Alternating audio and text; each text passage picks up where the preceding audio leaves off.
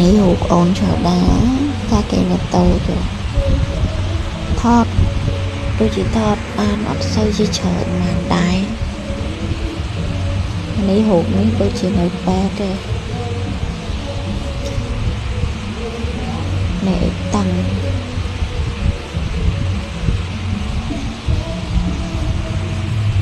អូនឆើដាពីទូ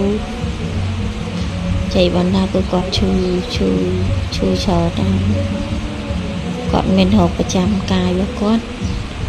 អូអាលេតងសួតតែចាំគាត់ជាបានយកដូចគេទេងាកឈឺ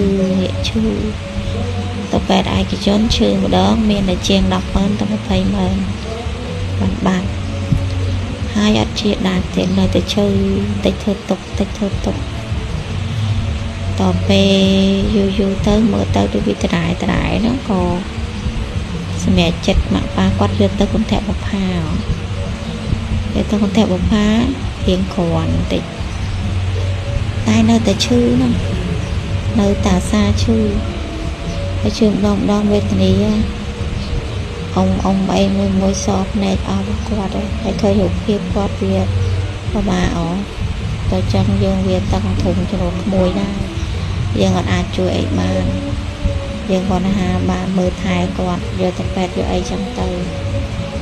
តែឥឡូវគេធំហើយគេលែងឈឺហើយគេជាឥឡូវគាត់មកខួបជាង 7-2 ខួបហើយ